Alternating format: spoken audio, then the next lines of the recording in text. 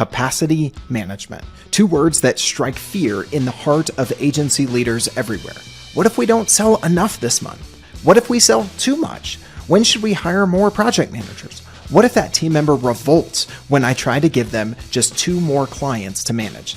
If you've been living agency life for any length of time, you've probably asked yourself questions just like that. Amber Kemmis, our guest for today's episode, definitely has as well. Amber currently serves as both the Chief Operating Officer at Instrumental Group, an elite HubSpot solution partner, and as a remote culture advisor helping other agencies with operational efficiency at CULTURISH. She's seen a lot of different approaches to capacity management throughout her career. She's come to realize that there are actually 3 key components to getting your arms around capacity management for agencies of all sizes. In this conversation, she shares what those 3 elements are, the challenges with getting your arms around the data that you need in each of these 3 areas, and probably most importantly, how to handle conversations more effectively about capacity management with your leadership group and the team agency-wide. If you're a regular listener of this show, you know it's story time. So let's hear from Amber about a time when a capacity conversation took her by surprise. We practice what's called 30-10. And so by default, when our team is doing 30-10, they look ahead and they say, do I have room in my capacity? Do I not have room in my capacity? What was really cool is this individual going into a week was like, everybody on the ops team was like, oh no, this guy's going to be overloaded next week. And instead, this person raised their hand and they were like, actually, I think it's a little overestimated. I think I can crush some things a little bit faster. And serving the client and making them happy is really important, so I'll get it done. I think that person even like volunteered to do some extra work when they were like midweek and they were able to take on more. So I think overall it's a good example of where sometimes people look at it and they are concerned about being too overloaded, and that starts to cause some anxiety. In this person's case, they were super excited to help other people and realize that, hey, it's nothing to freak out over, because he knew his own capacity, pun intended, better than any of the tools that we use. Yeah, that was very well placed. And it touches on something that I know we're going to get to further in the conversation, and that is that everything is not completely black and white when it comes to capacity management. But we'll hold on that for a second because, you have been in agency life for a while. You've been at different agencies, different sizes of agencies, and it started to become clearer in your mind that there are really 3 key components that you need to get a grip on from an operations perspective that help you triangulate capacity management. It won't be perfect, and we'll talk later about how to manage those conversations, but what are these 3 pieces and why are they important from your experience, Amber? My previous agency, we were highly focused on revenue and filling capacity and looking at capacity versus revenue. So the first is revenue, which I think is a key component because at the end of the day, we have to make business decisions based on the revenue and the financial impact, and capacity is a part of that. What I realized in the agency I'm in now, Instrumental Group, when coming on board, it was a really stark realization when I jumped in, and on a weekly basis, the team was religious about putting time estimates on every task. Wasn't the case always in my career, but they were very religious about that and used that to plan out their workload. So time estimation of like individual work and when that work is going to land is a second piece. It's estimation of the work that's involved. And then the third big piece is all of those tools, revenue, estimates, can only go so far if the individual is taking part in that process. And so the individual doing a good job of, we spend 30 minutes planning out our next week, 10 minutes a day resetting. That exercise of the individual being a very active part of capacity planning, it's hard to say which of the 3 would be the most important, but I feel like if you don't have that one, the other 2 can fall short. Well, I won't put you on the spot and have you stack rank them in importance, but I do think that this framework of having these 3 to triangulate capacity management as opposed to looking at it through one lens can be really helpful. So just to recap there, you mentioned revenue, time estimates, and the individual's perspective, which was really evident in that story that we opened with. When you say revenue, you're saying like amount of MRR or ARR managed per individual maybe as an account manager or something like that, right? Exactly. And if you are more project based, it might be sort of looking at the burn down and revenue affected by burn down and what you've actually accomplished on a contract and what amount you have. But for simplicity's sake, it's really how much money is coming in the door every single month that particular individual or team is going to be fulfilling. Yeah, how much are they responsible for fulfilling in some form or fashion, whether that's retainer based, project based, hourly, all of those sorts of things. So great stuff there. I want to get into next, Amber, what are some of the roadblocks to getting these data points from all three and how you can overcome some of those. But tell me a little bit about, maybe where you start. What tools, what metrics are you typically looking at for these three, the revenue, the time estimates, and the individual's perspective on their capacity management? Yeah, I think from a time estimation standpoint and starting there, it kind of depends if you are in a position where you have high accuracy in or you have the data available to make time estimates as an agency. If you can lean on data that says, hey, typically a blog post is 3 hours or whatever that example that thing might be. If you have the data to lean on, that's great. But you don't always have that data. And if you are in some of the work we do is highly complex, and the estimation part of it is something that there's a lot that goes into it, and even it takes highly skilled people to be able to estimate the work effectively. In that scenario, you might not have the data you need, or you maybe haven't done that exact thing before to say, oh, this takes us 2 hours or whatever it might be. That would be one thing, is start by just putting an estimate. Even if it's not 100% accurate, get estimates in there. If you have data, use it. If you don't, I'm a huge fan of like the Fibonacci or planning poker sequences. Don't focus on 30 minutes or 5 minutes or the small estimations. Those will eat you alive and cause you to really spend a lot of time on something that's not going to pay back in effort. Look at 1 hour increments, 2 hour increments, 3, 4, whatever makes sense for your company. But make sure that just a good practice is if there's work to be done, there's a start, end, and also a estimation of the time that it'll take to do that. That's how I would approach time estimation. From a revenue standpoint, it's really key. And I've learned this the hard way, is it's really key to make sure that your revenue forecasting in your deal pipeline, or even if in your P&L, is very aligned to how the work gets serviced. So for example, if you have retainers that are serviced by maybe 3 different teams, and because of the way you break that revenue down, you're missing a whole team and giving them credit for that revenue, then you're going to have blind spots or miss some things when you're planning out your capacity based on revenue. And then the last piece is from an individual standpoint. I think I've said 30-10 3 times, but I'm going to say it 4. Get in the practice of understanding what is our time frame for how we plan work on a team level, but also on an individual level. Usually for us, it's a week sprint. And so for every Friday, we're looking forward to the next week and planning out what are we working on? Are we going to be overloaded? And then we also look like 2-3 weeks out to make sure that we're not going to overload, or somebody maybe might need to shift some work around. But as an individual, when they're taking part in that process, they're also going to flag and raise their hand when they need to take on more work, or raise their hand if they need some help where needed. So practicing just being religious at planning, and every individual doing that, I think, is a big thing you can do. There's different ways of planning and going about that, but ultimately getting really clear about what's our time frame and what are we going to get accomplished in it, and what's our list of things to do and how much will each of those things take, kind of bring the individual and the estimation piece together. One of the things you mentioned there, the 30-10, so you've touched on it a few times. If someone isn't crystal clear on that, or they haven't used that framework in their agency, can you just recap, give us the 30 seconds on what's the 30-10 approach, where does it come from, and how do you guys leverage it to execute as it ties into capacity management? Stephen Covey gets credit for that. 30 minutes before the week starts, plan what the week is going to look like. We physically put it on our calendar. So it's, hey, I have a call. I'm on a podcast right now. So going into the week, I had that on my calendar. But then the reality, especially in a client services agency world, is that every single day that gets shook up a little bit.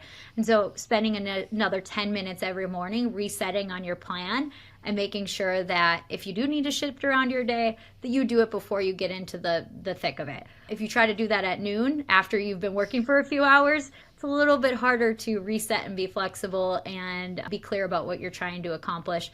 And it just ensures that at the end of the day, you're not promising more things to do in a given day than is possible. Yeah, absolutely. And as we've talked about here, oftentimes when we talk about capacity management, we can think about the typical struggle that we envision in agency life. Leadership, thinks the team has more capacity. The team is waving their hand and saying, I'm overloaded. Burnout is a serious issue. We've touched on that previously on the show, but that's not always the case. It's nuanced. And so we do need to develop these frameworks to be able to identify what is our true capacity as a leadership team all the way down to the individual level. You touched on a little bit of the challenges, Amber, already in getting your arms around revenue, the time estimates, and the individual input on their own capacity. But I'm wondering if you could take each of those three, Amber, in turn, and maybe any of the challenges with getting your arms around them that we haven't touched on, and then also how do you start to overcome those challenges and get the data that you do need. As we've been saying, I've said triangulate probably more times than you said 30-10, to triangulate what is the situation with our capacity management. The first I'll start with is revenue. And revenue, one of the challenges is I kind of alluded to this on how you get started, but when your revenue forecast doesn't break down the work in terms of who's going to service it and give those people credit, you're going to have blind spots. Now, the other challenge is that revenue is great at forecasting further out and looking at the future beyond next week or the week after, but it's not as great at looking at the short term. And that's where time estimations and your project management tools can do a better job of looking at the short term and the near term to fill that gap. So think of it as revenue is a long-term, higher level forecast to understand, do we need to hire people? Do we need to shift around some teams or projects or things at a higher level? Definitely impacts business decisions. But then on a short term, time estimations and your project management tool and a good workload planning tool or capacity management tool will tell you, what do we need to be prepared for in the next week, 2 weeks, up to, I would say, sometimes 12 weeks. So you can see that sort of window of what we need to work on. One of the downsides with time estimation is that it's typically only about, on average, 70% accurate, I think, is probably what some of the data says. And so there is a level of inaccuracy, and there are some people who are more likely to overestimate versus underestimate. Human nature tends to lean on underestimating what something is going to take because we are ambitious humans.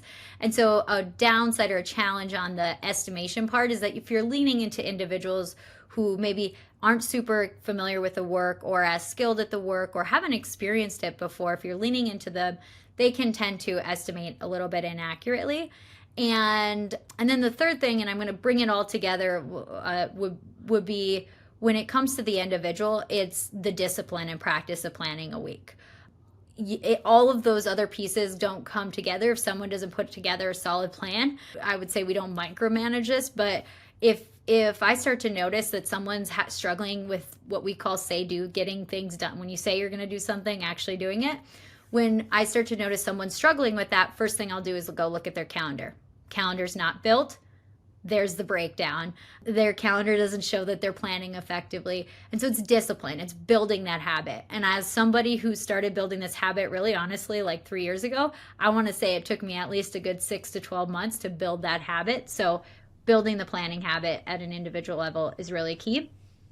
And then bringing all of those pieces together, I would say it's how you position it and communicate with people along the way is really key. If you approach it as this is the truth, we're chasing 100% accuracy, you will have team members that are going to chase that accuracy and spend a lot of wasted effort. And actually, it'll lead to a lot of frustration when things aren't totally accurate if you're not positioning it as something that is 60 to 80% accurate. Our goal is to get better, not to be perfect. And perfection in this instance doesn't exist, but it's continuously getting better, then using data to get even better, even if we're starting with simply guessing what it might take right now.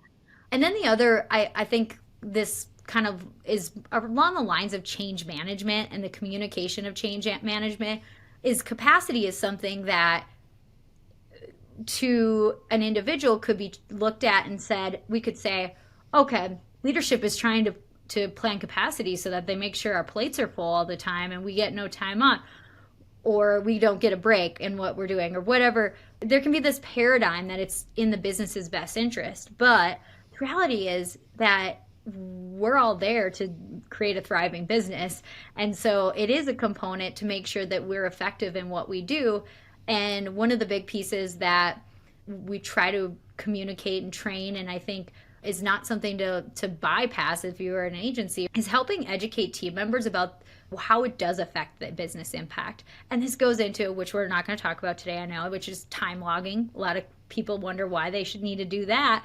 But if you have a good conversation in the beginning and continue to have that conversation around business impact and how impact can affect your impact on an individual level, people get it. They very quickly don't feel like it's a big brother, big sister type of situation. They feel like it's going to be used to create a better environment for us all. And a big part of that is also when people do look over capacity, we're not brushing past that. We're not saying, oh, deal with it. We're actually adjusting it. So for us, it's also a conversation around, yeah, we want business impact, but we also want to create a great work environment and life for you, which means we have to look at that to do it. I love this. The first operations leader we have on Agency Life, you're getting into the soft skills, you're getting into the change management, the people management. And what I heard you saying there is you've got to balance, one, communicating what time tracking and the metrics around capacity management mean for the individual more than just, can we make sure your plate is full? What is their impact and how does that fit into the overall business context? And then on the other side, making sure that you say the unsaid, that you do want good balance for them. You don't want burnout. You don't want this feeling of overload and anxiety that can come with agency life at times. We've all been there. As I mentioned, we had a great conversation with Shauna Knuckles, former PR agency owner, here on episode 1 of this show about how she recovered from literally a health crisis when it comes to burnout. So don't shy away from that. Talk about that, but also put this conversation around capacity management in the proper context for your individuals. So you touched on some of the things that you need to have in place in discussing things from a one-on-one perspective with your individual contributors. These are the things that we're looking at when it comes to capacity management, but also among your leadership team, you need to have a conversation about how you're going to have those conversations. So what are some of the things that you kind of lay the groundwork? If you're in an agency who's looking at these 3 components, getting your arms around the different metrics and how they help you triangulate your capacity management, how do you discuss as a leadership team how to kind of lay the groundwork with your team of what to expect? I think it would be overwhelming to just immediately try to tackle them all at once. And so if I had to prioritize and recommend you prioritize, I might start looking at, first of all, the revenue and what's the long-term picture look like, because that gets somebody in the business-minded aspect of,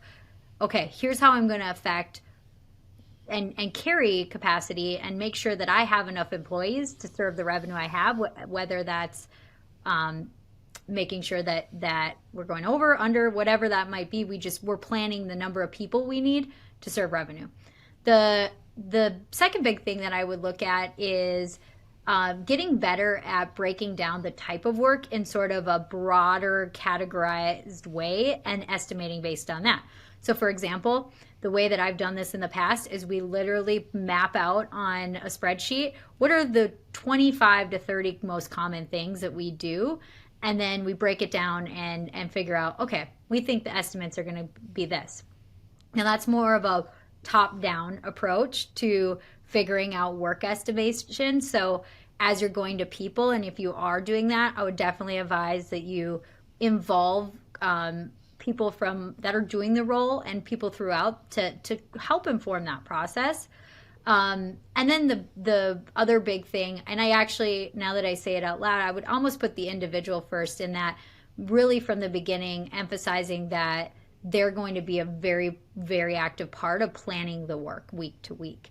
And so I'm a huge fan of anytime I kick off initiative or introduce something like this, that it starts with feedback. What are people feeling around capacity? How are they, what are the pain points that they have today? Gather feedback early, then show that you're listening to the feedback through whether it's a small team call and maybe breakouts, or a larger organization's town hall where you might want to address it at that.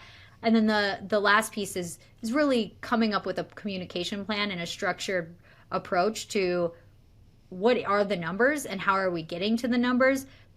Agency people are smart, and so when you start to throw numbers at them, you have to be ready to answer questions like, how did you come to that capacity number and whatnot. And so being prepared and thinking through those questions, maybe even depending on the size, but if you're a larger organization, maybe even rolling it out to a smaller beta group first to gather feedback and make sure you don't have you have answers when you release it to everybody, are a couple of things that I think in any sort of change management initiative are helpful. Yeah. So it sounds like your steps there were start with the individual perspective on capacity, gather feedback, show that you're listening to feedback. That was a key point that you dropped there, because I think the only thing worse in an organization is feeling like you don't have an opportunity for feedback, is when you feel like you're consistently giving feedback and it's not even heard, let alone acted on, right? And then from there, look at revenue and then look at time estimations and know that none of those are going to be perfect, and communicate that to your team that, hey, these are the different data points we're using, but we know everything is not black and white. So I think that's a really great framework for rolling out any sort of change when it comes to how you're going to manage capacity from an agency-wide level all the way down to one-on-ones. Any other advice you would give for agency leaders as they think about getting their arms around this data and then using it in conversation day to day with their team? Realize that it's never going to be perfect. And I know I said that earlier, but it deserves repeating. It really does, because if you go into this and you make it seem like you've got all the kinks worked out, now try to work them out as much as possible. But if you approach it that way, that it isn't a learning, growing, evolving, experimental approach, you are going to be met with skeptics as soon as maybe an estimate doesn't look accurate. And that's not the goal. It's to focus on getting incrementally better, not to come up with the end all be all solution on day one. Because especially as your services might evolve, so to do your capacity planning mechanisms. Yeah, that's a really good point. The last thing I wanted to ask you on this before we get to our final two segments that we always have here on Agency Life, Amber, is you mentioned that you went through your own growth process of developing that discipline of a planning habit, following that 30-10 rule, and really managing your calendar proactively and effectively. What were some of the things that were unlocks for you that might be helpful for other agency leaders who are working on that discipline themselves and also trying to coach and instill that discipline throughout their agency?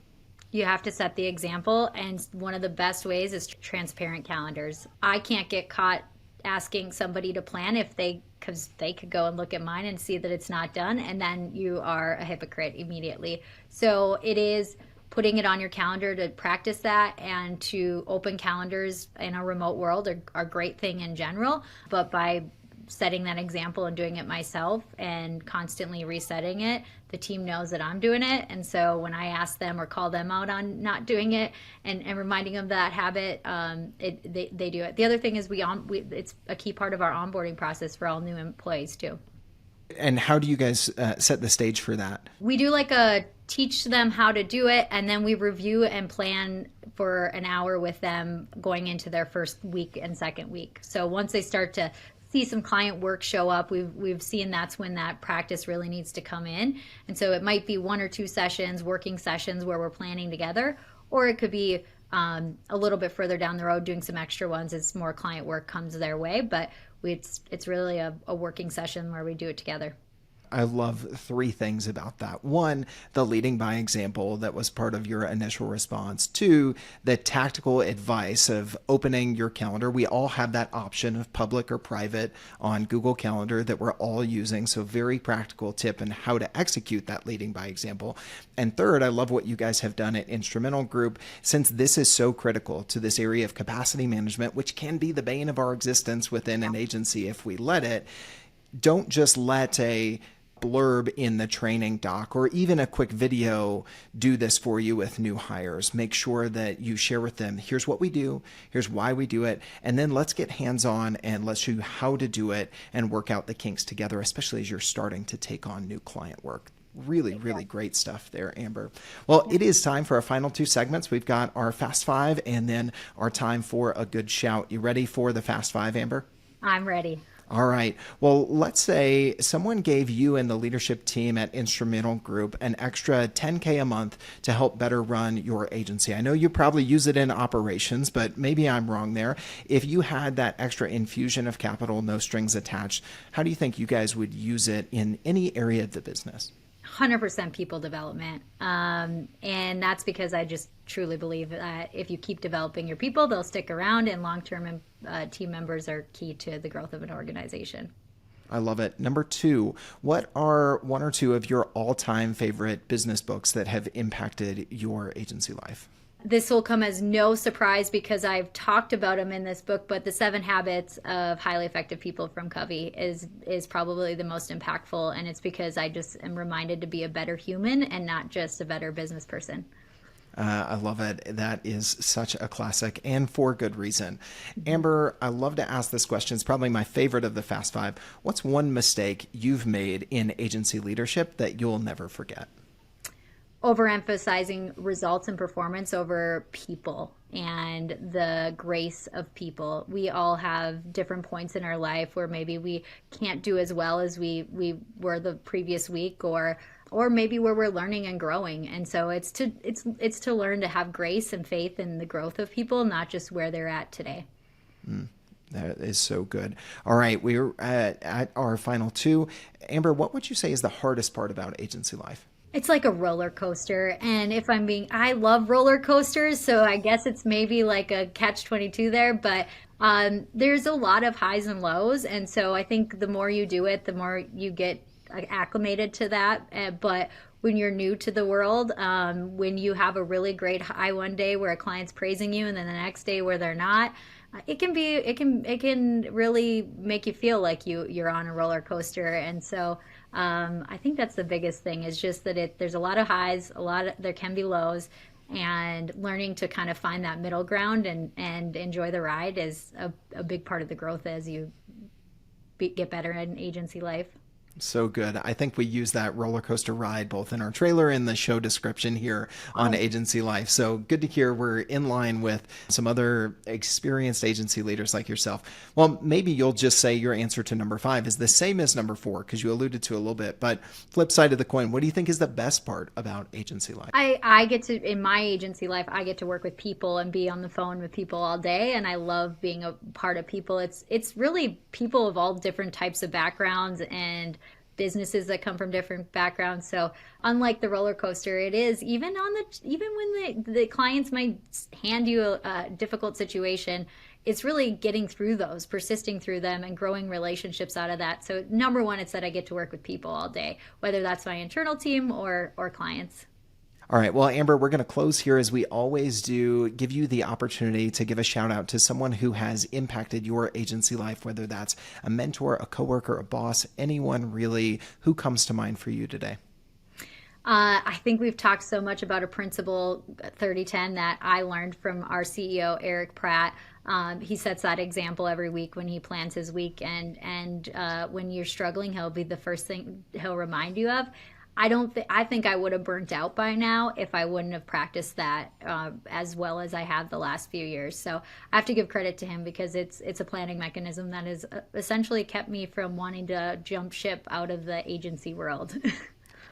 Well, I am glad that you have not jumped ship. I know that many people on the instrumental group team that report to you and other agency leaders that I know work with you are glad that you haven't jumped ship. So I think that's a great place to round out the conversation. Speaking of your network and staying connected with you, Amber, you are active helping run Instrumental Group. You're also, as we mentioned at the top of the show, a remote culture advisor helping other agencies and other folks get their arms around their operations and their remote culture with your work at CULTURISH. What's the best way for people to stay in touch with you and get connected if they're not already? Definitely LinkedIn. My handle is Amber Kemmis, and you can learn more about both Culturish and Instrumental and get advice about those different topics from there. Well, I really appreciate the additions and the contributions that you make to the conversation about agency life every day on LinkedIn, and appreciate you joining me here on the show to do even more of that. Thank you so much, Amber. All right. Thanks, Logan.